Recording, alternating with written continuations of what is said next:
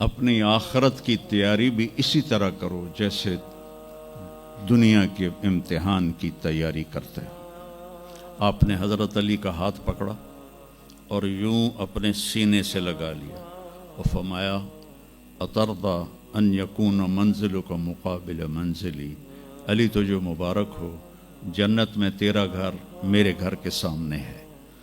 تو وہ رونے لگے۔ لیکن یہی علی جن کو خوشخبری ملی ہے کہ تیرا گھر میرے گھر کے سامنے ہوگا، کسی کو یہ خوشخبری نہیں ملی سوائے مولا علی کے، وہ رات کی مناجات میں روز تڑپتے روتے ہوئے یہ کہتے تھے آہن آہ من قلت الزاد و بعد السفر و وحشت الطریق، ہائے اللہ، ہائے اللہ، ہائے اللہ، میرے پاس عمل تھوڑا ہے۔ تھوڑے عمل والے کا گھر نبی کے گھر کے سامنے بنتا ہے؟ میرا عمل تھوڑا ہے، رستہ تنہا ہے، کبھی دیکھا نہیں اندیکھا ہے، یا اللہ پتہ نہیں میرا کیا بنے گا۔ یہ روز کی پکار اور مناجات تھی۔ اور پھر دنیا کو کہتے الیہ تغررتی، دنیا تو مجھے دھوکہ دیتی ہے، ہی ہاتھ غری غیری، چل دفعہ ہو جا کسی اور کو دھوکہ دے، میں بتتو کی ثلاثہ، میں تمہیں 3 طلاق دے چکا۔ تو جن لوگوں نے آخرت کو بنا لیا وہ کامیاب ہیں، اور جن لوگوں نے آخرت کو نہ بنایا تو وہ کچھ بچے ہڈ بلوں کی ویسی نام لے لیے ہیں، سیر کے لیے گئے کشتی کی، تو وہ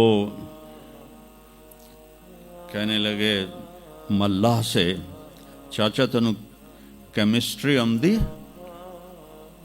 اس کہ پتر اج ہی نہ سنیا کی ہوندی ہے؟ کہ تینوں پتہ نہیں ایسی سپیریئر یونیورسٹی دے سپیریئر لڑکے آئیں، سانو ساری کیمسٹری دا پتہ۔ دوسرے نے پوچھا چاچا تو فزکس پڑھی؟ کہ میرا بچہ میں تو اج ہی نہ سنے، ساری حیاتیہ بیڑی بائی ہے۔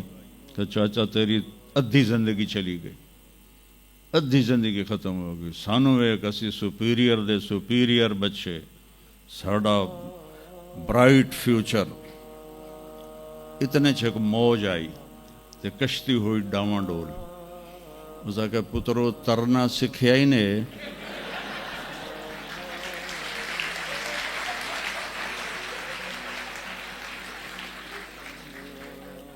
وہ آکھن لگے کوئی نہیں سکھیا، سوئمنگ پول کوئی نہیں سپیریئر ہے۔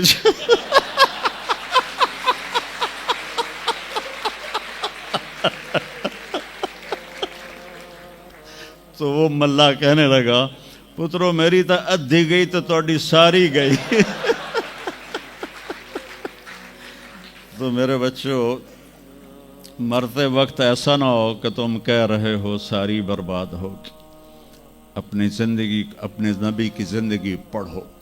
چند تو فرائض ہیں جو میں نے ابھی پہلے گنائے ہیں، اس کے علاوہ سچ انسان کو عزت دیتا ہے، دیانتداری انسان کو عزت دیتی ہے، رزق حلال انسان کو بلند مقام باوقار بناتا ہے، اور اچھے اخلاق فرشتوں سے بھی اوپر اس کو لے جاتے ہیں۔ آپ نے فرمایا جس کے اخلاق اچھے ہوں گے میں جنت الفردوس میں گھر لے کر دوں گا۔ تو نماز کی عادت ڈالو۔ کچھ بچے جی نہیں پڑھی جاندی، دن میں کوئی ایک نماز ضرور پڑھو، جمعہ پڑھو، ایک نماز ضرور، پھر وہ 2 ہو جائیں گی، پھر وہ 3 ہو جائیں گی، پھر وہ 4 ہو جائیں گی، پھر وہ 5 ہو جائیں گی۔ میں نے جتنوں کو بھی یہ نسخہ بتایا وہ سارے اللہ کے فضل سے، گورنمنٹ کالج میں میرا تھا ساتھی، تو وہ پھر شفٹ ہو گیا انگلینڈ، تو کوئی 40-45 سال بعد اس سے ملاقات ہوئی، یہاں پاکستان آیا ہوا تھا۔ تو میں نے کہا کہ نماز پڑھتے ہو؟ کہنے لگا نہیں۔ جمعہ؟ کہنے لگا نہیں۔ تو میں نے کہا اچھا ایسا کرو، ایک نماز شروع کر دو اور ایک جمعہ شروع کر دو۔ یہ ایک فرد کا واقعہ نہیں، ایسے میں ہزاروں بچوں پر بچیوں پر تجربہ کر چکا ہوں، اور وہ 5 وقت کے نمازی بن گئے۔ تو 2 دن کے بعد فون پہ بات ہوئی تو کہنے لگا یار تو میں نے ایک دسی آئی میں تو پنجے شروع کر دیتی ہیں. وہ ڈرنکنگ بھی کرتا تھا, کالج کے زمانے میں بھی کرتا تھا. کہنے لگا لو جب میں نے نماز شروع کی تو میں نے کہا میری توبہ, میں شراب کو بھی ہاتھ نہیں لگاؤں گا.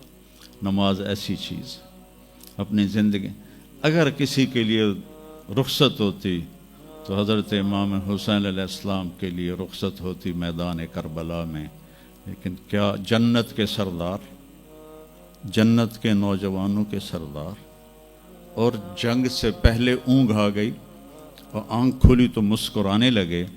تو بہن زینب علیہ السلام نے پوچھا یہ کوئی ہنسن دا ٹائم ہے, اتنی تو مصیبت آئی کھڑی. کہ بہن اللہ کے نبی خواب میں آئے ہیں, فرما رہے ہیں بیٹا میں لینے کے لیے آ چکا ہوں.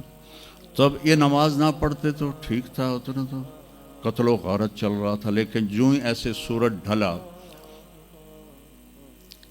تو آپ نے زہیر تھے آپ کے رائٹ سائڈ پر جھنڈا اٹھانے والے, اور لیفٹ پر تھے حبیب, اور درمیان میں تھے عباس اپنے بھائی. تو آپ نے زہیر کو بلایا, کہا یہ شمر سے کہو تھوڑی دیر رک جاؤ میں نماز پڑھ لوں. تو زہیر نے شمر سے کہا, تو شمر نے کہا ہم جنگ نہیں روکیں گے, ہم سر اڑائیں گے. تو انہوں نے واپس آ کر کہا جی وہ انہوں نے جنگ روکنے سے انکار کر دیا ہے, اللہ کی قسم اب ان کے لیے کھلی اجازت تھی کہ یہ چھوڑ دیں اور سر کٹا دیں. لیکن آپ نے فرمایا سر کٹ سکتا ہے, نماز نہیں چھوٹ سکتی. آپ نے کہا آدھے لڑو آدھے نماز پڑھو. تو آدھوں کو جنگ پہ لگایا, آدھوں نے نماز پڑھی. پھر ان آدھوں کو جنگ پہ لگایا اور جو جنگ پر تھے ان کو نماز پڑھوائی. سب کو ظہر کی نماز پڑھوائی, اور عصر سے پہلے سب کے سر کٹ کے نیزوں پہ چڑھ چکے تھے. وہاں 1445 سال میں ایک واقعہ ہے جہاں نماز کی رخصت نظر آتی ہے. لیکن میرے نبی کے نواسے نے ایک مثال قائم کی, پوری امت کو وہ ایک پیغام دیا کہ زیر خنجر بھی یہ پیغام سنایا ہم نے, نماز نہ چھوڑو. کبھی قضا ہو جائے تو رات کو سونے سے پہلے قضا دے کے سویا کرو.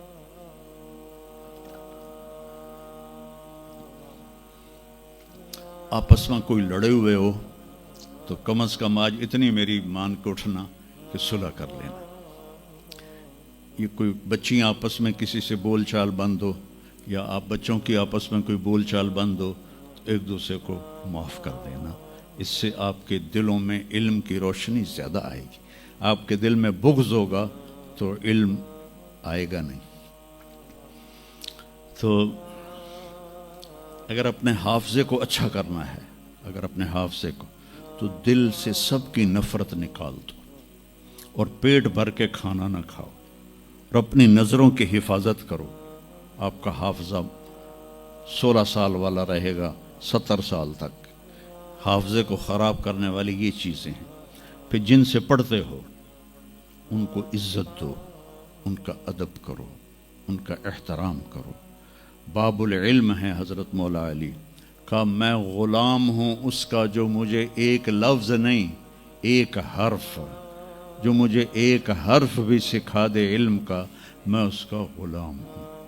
تو جو آپ کے ٹیچر ہیں یا لیڈی ٹیچر ہیں, جو آپ کو جو کچھ بھی پڑھاتے ہیں, ان کا احسان ہے آپ پر.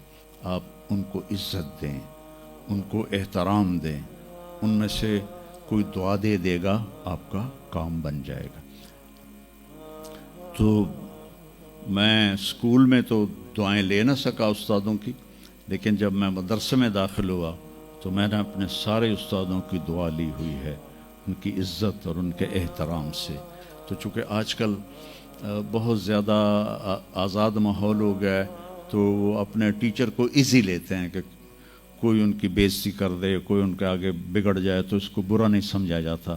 لیکن بیٹا کتاب ایک ذریعہ ہے, علم آسمان سے آتا ہے, اور اس کے میں ذریعہ استاد ہوتا ہے. اور استادوں کو بھی کہتا ہوں کہ اپنے منصب کا خیال رکھو, اور اپنے پڑھانے کو اپنا فریضہ سمجھ کے ادا کرو. سر سے اتارنے والا کام نہ کرو, اور بھاگا دوڑی والا کام نہ کرو, بلکہ اپنی نسل کو تیار کرو. جس دن ہم اپنا علم یہیں سے حاصل کریں گے, اور باہر یورپ جانے کی بجائے اپنے ملک میں ہمیں اپنا علم ملے گا تو پھر ہماری عزت کا دور شروع ہو جائے گا. جب تک ہم علم میں غیروں کے محتاج ہیں تو ہم انہی کے محتاج رہیں گے. تو یہ چند ایک باتیں آپ کی خدمت میں ہیں. اور جب آپ کو چھٹیاں ہوں تو تبلیغ میں کچھ وقت ضرور لگائیں، اس سے آپ کو فائدہ ہوگا.